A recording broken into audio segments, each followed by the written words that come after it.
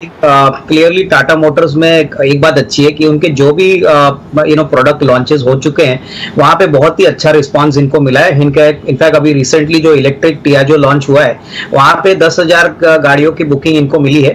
तो डेफिनेटली हमको लग रहा है कि इलेक्ट्रिक व्हीकल स्पेस में टाटा मोटर्स बहुत तेजी से आगे जा रहा है। कमर्शियल व्हीकल का बिजनेस कहिए या पैसेंजर कार का बिजनेस कहिए तो अच्छी तरह से चल रहा है, लेकिन जो जेएलआर का बिजनेस है स्पेशली यूके और यूरोप को लेके यहाँ पे थोड़ी बहुत दिक्कतें कंपनी शायद आने वाले क्वार्टर्स में फेस कर सकती है। हमको सभी को पता है कि यूरोप में एक बहुत डिफिकल्ट सिचुएशन चल रहा है, तो यहाँ पे हमको लग रहा है कि हो सकता है कि आने वाले 1-2 क्वार्टर्स कंपनी के लिए काफी चैलेंजिंग रहेंगे।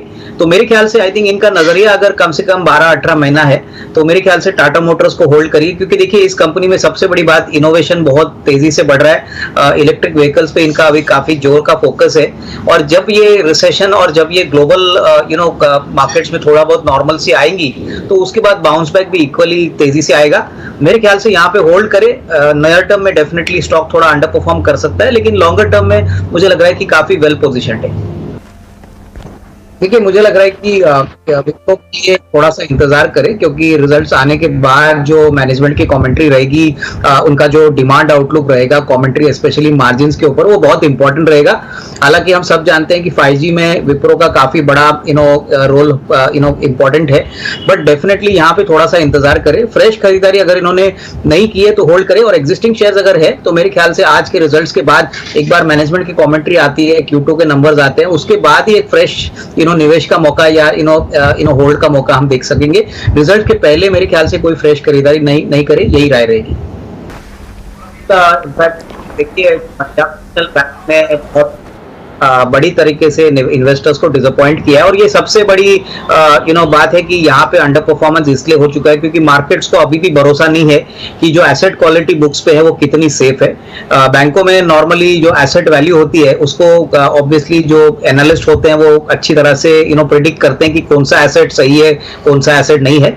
मेरे ख्याल से जैसे नीलेश ने कहा कि इनको दूसरे कोई बैंकिंग काउंटर में SBI जैसे फेडरल बैंक और IDFC फर्स्ट बैंक, ये सारे अच्छे विकल्प है जो करंट प्राइसेस पे काफी अच्छा रिस्क रिवॉर्ड कंपैरेटिवली इस बैंक के मुकाबले में दे सकते हैं। तो PNB से निकल के ये 2-3 विकल्प है, यहाँ पे निवेश करें और कम से कम साल 1.5 साल में जो भी अपना लॉस है वो ये रिकवर करे, ऐसा मुझे लग रहा है।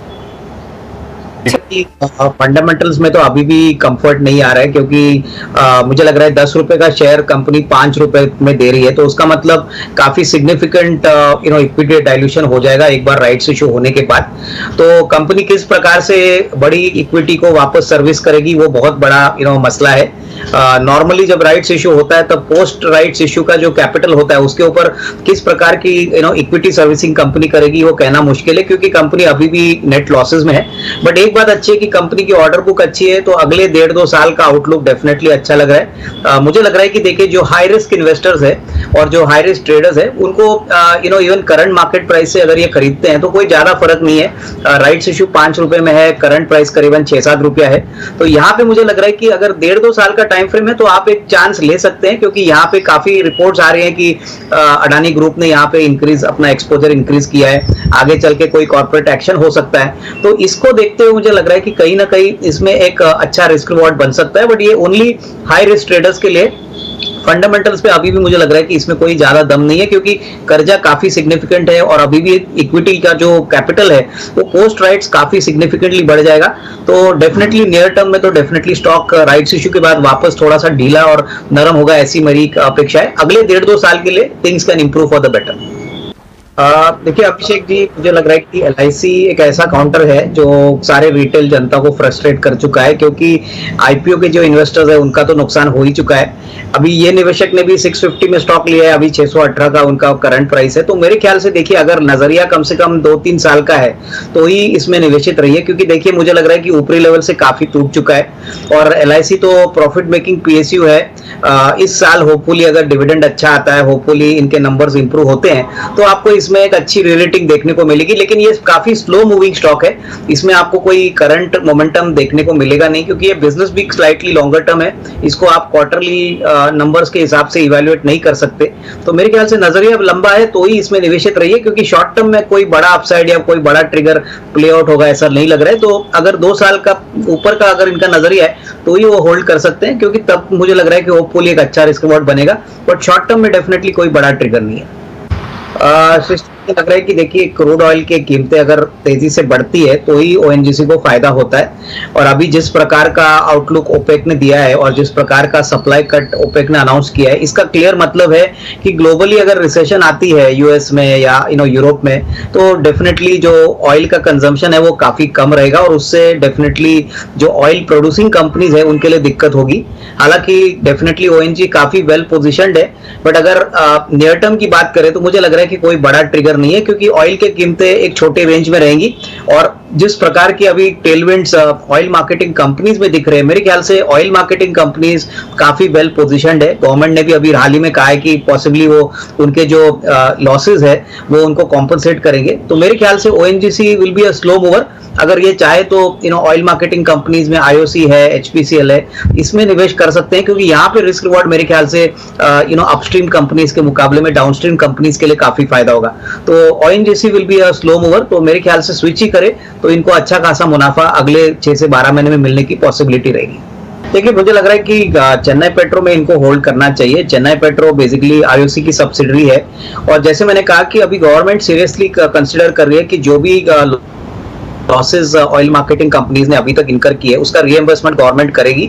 हालांकि ये रिपोर्ट अभी कंफर्म नहीं है, बट अगर ऐसा होता है तो डेफिनेटली चेन्नई पेट्रो को भी काफी फायदा होना चाहिए। और दूसरी बात जो इंपॉर्टेंट है कि पिछले 3 महीने में जो जो थ्रूपुट और वॉल्यूम ऑयल मार्केटिंग कंपनीज का बढ़ा है, स्पेशली ऑटो और एयरलाइन सेक्टर के लिए, वो काफी सिग्निफिकेंटली बढ़ा है। तो मेरे ख्याल से अगर नजरिया 6 to 12 मंथ्स का है तो होल्ड ऑन करिए, थोड़ा सा एवरेज ये कर सकते हैं, तो डेफिनेटली यहाँ पे लॉस बुक मत करिए। अगले 6 से 12 महीने में स्टॉक रिकवरी मोड में जरूर आ सकता है, और यहाँ पे नॉट ओनली इनका लॉस बट थोड़ा सा मुनाफा भी ये कमा सकते हैं। तो मेरे ख्याल से थोड़ा सा पेशेंस और टाइम देना यहाँ पे जरूरी रहेगा। देखिए मुझे लग रहा है कि अभी रिसेंटली जो रेलवे का डेटा आ गया है वो काफी एनकरेजिंग है। उन्होंने कहा है कि उनका जो ट्रैफिक ग्रोथ है वो करीबन 25-30% बढ़ा है। ऑलमोस्ट सारी ट्रेन्स अभी प्रॉपरली 100% ऑपरेट कर रही है, और इस प्रकार से मुझे लग रहा है कि देखिए आईआरसीटीसी एक रेगुलेटेड मोनोपोली है, लेकिन इंटरनेट की टिकटिंग हो या इनफैक्ट जो फूड एंड बेवरेज का जो बिजनेस हो वो बहुत ही प्रॉफिटेबल है। अगर इनका नजरिया कम से कम 1.5-2 साल का है तो मैं तो समझता हूँ कि बहुत ही अच्छा विकल्प है। ये कंपनी में डेफिनेटली ग्रोथ मोमेंटम जारी आएगा, क्योंकि जिस प्रकार का रेलवे का मूवमेंट होता है इसमें कोई डाउट नहीं कि ये मोनोपोलिस्टिक बिजनेस है। यहाँ पे movement locally as well as जो आउट स्टेशन के ट्रेन है वहां पे अच्छी कमाई कंपनी करेगी। तो थोड़ा सा एवरेज भी ये कर सकते हैं, लेकिन नजरिया कम से कम 1.5-2 साल का रखिए। मुझे लग रहा है कि आने वाले सालों में अच्छी खासी प्रॉफिट ग्रोथ यहाँ पे बनाने की पॉसिबिलिटी रहेगी, लेकिन टाइम फ्रेम थोड़ा लंबा रखना जरूरी है। नहीं, इनफैक्ट देखिए अभिषेक, इसमें काफी न्यूज फ्लो आ रही है, जैसे कि इनका एआरसी का जो बिजनेस है वो अभी कोई एफआई खरीदने वाला है, तो थोड़ी बहुत तो लिक्विडिटी उनको मिलेगी, बट अभी भी जो एसेट क्वालिटी का प्रॉब्लम है और जो दबाव है वो काफी सिग्निफिकेंट है। अभी भी एसेट क्वालिटी इस बैंक की करीबन 15% है, जो बहुत ही ऊपरी लेवल पे है। बैंक का आरओई भी 1% भी नहीं है। तो मुझे लग रहा है कि देखिए इस बैंक में प्राइस तो भले ही अट्रैक्टिव लग रहा है, लेकिन पूरी तरह से बैलेंस शीट को रिपेयर होते होते कम से कम 1.5-2 साल लगेंगे। और जब आपको दूसरे बैंक्स अच्छे वैल्यूएशंस पे मिल रहे हैं, जहां पे एसेट क्वालिटी ठीक ठाक है, लोन बुक ग्रोथ अच्छा है, वहां पे मुझे लग रहा है कि निवेशकों को फोकस करना चाहिए। नॉर्मली रिटेल इन्वेस्टर्स ऐसे शेयर खरीदते हैं जहां पे प्राइस बहुत कम होता है और ऊपरी लेवल से ये स्टॉक 70-80% गिरा होता है। तो मैं यही कहूंगा कि येस बैंक में इनकी पोजीशन है तो 1.5-2 साल का अगर इनके पास पेशेंस है, टाइम है, तो आप होल्ड करिए। बट दूसरे अच्छे विकल्प है, जैसे हमने आपके शो पे पहले भी कहा है कि आईडीएफसी फर्स्ट 53-54 रुपए में बहुत ही बेहतर विकल्प है। उसके बाद फेडरल बैंक है, तो ये येस बैंक के मुकाबले में बहुत अच्छे काउंटर्स है, जहां पे मुझे लग रहा है कि risk reward will be better as compare to Yes Bank. मुझे लग रहा है कि धातु विल्मर की बात करें तो ये काफी well establish growing FMCG player है, और जिस प्रकार का इनका प्रोडक्ट इनोवेशन है, जिस प्रकार का इनका एडवर्टाइजिंग पिच है, मुझे लग रहा है कि डेफिनेटली ग्रोथ पोटेंशियल काफी अच्छा है। सबसे बड़ी बात, जो रॉ मटेरियल के खर्चे हैं वो आने वाले 1-2 क्वार्टर्स में थोड़े से और कम होने की उम्मीद है। जैसे कि पाम ऑयल जो काफी बड़ा इनपुट कॉस्ट होता है वो काफी तेजी से गिरा है। तो अडानी विल्मर अगर कोई 1.5-2 साल रखता है तो मुझे लग रहा है कि अच्छी खासी कमाई होगी। हालांकि इन्होंने अभी खरीदा है 620 में, मेरे ख्याल से यहाँ से आप एक 25-30% की अपसाइड अगले 1.5-2 साल में कंफर्टेबली एक्सपेक्ट कर सकते हो। मार्केट में काफी फेवरेट काउंटर है और यहाँ पे डेफिनेटली अडानी ग्रुप होने के कारण यहाँ पे वोलेटिलिटी ज्यादा है, लेकिन ऑफकोर्स बिजनेस में पोटेंशियल अच्छा है। रही बात ईज माई ट्रिप में, तो इन्होंने अभी हाल ही में एक बहुत बड़ा बोनस अनाउंस किया है 3:1, यानी एक शेयर पे 3 शेयर्स इन्वेस्टर्स को मिलेंगे, प्लस स्टॉक को स्प्लिट भी किए करने वाले हैं। तो मेरे ख्याल से देखिए ये बिजनेस ट्रैवल एंड टूरिज्म का एक ऑब्वियसली रिप्रेजेंटेटिव है। जिस प्रकार से ट्रैवल एंड टूरिज्म में अभी बहुत सिग्निफिकेंट तेजी दिख रही है, आने वाले 1.5-2 साल के लिए ये कंटिन्यू होगा। और सबसे बड़ी बात इनका जो प्लेटफॉर्म है वो बेसिकली बहुत ही पसंदीदा प्लेटफॉर्म है। हम देख रहे हैं कि आज कोई भी टिकट बुक करता है तो ऑब्वियसली कोई प्लेटफॉर्म बेस्ड से ही बुक करता है, तो इसमें कोई डाउट नहीं कि आने वाले 1.5-2 साल में ग्रोथ अच्छी रहेगी। हालांकि देखिए एक बार शेयर एक्स बोनस होता है, स्प्लिट होता है, तो आपको शेयर में थोड़ी बहुत कटाई या फॉल जरूर देखने को मिलेगा, लेकिन अगर 2 इयर्स प्लस का व्यू है तो यहाँ पे इनको होल्ड करना चाहिए, क्योंकि टेलविंड्स हॉस्पिटैलिटी स्पेस में काफी स्ट्रांग है। ठीक है, हॉस्पिटैलिटी स्पेस में हम देख रहे हैं कि अब तो रीओपनिंग वाली जो थीम है वो जमकर अब इसमें लागू हो रही है और यहाँ से अच्छे मौके कंपनी के लिए बन सकते हैं। तो इजी ट्रिप को में अच्छा व्यू है अविनाश जी का। आगे बढ़ेंगे, स्वाति पात्रे का सवाल लेंगे, इनके पास है पेटीएम के 96 शेयर 1625 रुपए के भाव पर।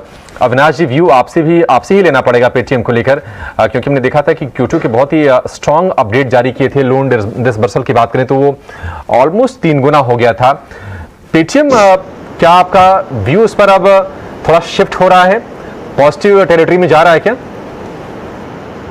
देखिए अभिषेक जी, मुझे लग रहा है कि जिस प्राइस पे इन्वेस्टर ने यहाँ पे खरीदा है और अभी जो प्राइस चल रहा है यहाँ पे बहुत डिफिकल्ट लग रहा है कि ये लेवल एटलीस्ट नेक्स्ट 12 मंथ्स में आने की अपेक्षा रहेगी। मेरे ख्याल से अगर ये लॉस बुक नहीं करना चाहती तो कम से कम एटलीस्ट 2 साल के ऊपर का व्यू रखिए, क्योंकि मैनेजमेंट ने भी कहा है कि सितंबर 23 के क्वार्टर के बाद होपफुली ये ऑपरेटिंग इबिटा पॉजिटिव बनेगा। अभी तो कामकाजी मुनाफा भी नहीं बन रहा है, कैश बर्न वाला बिजनेस है। हालांकि इनके जो वेल्थ जो डिस्ट्रीब्यूशन का जो बिजनेस है, लोन का बिजनेस है, वो बढ़ रहा है, लेकिन फ्रैंकली ये एक फैसिलिटेटर है और हमको अभी पता नहीं है कि इसमें एसेट क्वालिटी कितनी अच्छी है कितनी खराब है। तो मेरे ख्याल से होल्ड करिए, फ्रेश निवेश मत करिए, बट डेफिनेटली मेरे ख्याल से अगर होपफुली कंपनी इबिटा पॉजिटिव होती है तो फिर इसमें अच्छी री रेटिंग आपको देखने को मिलेगी। हालांकि देखिए सब नंबर्स तो अच्छे लग रहे हैं, बट जो आरओआई है इनके लिए बहुत डिफिकल्ट लग रहा है, एटलीस्ट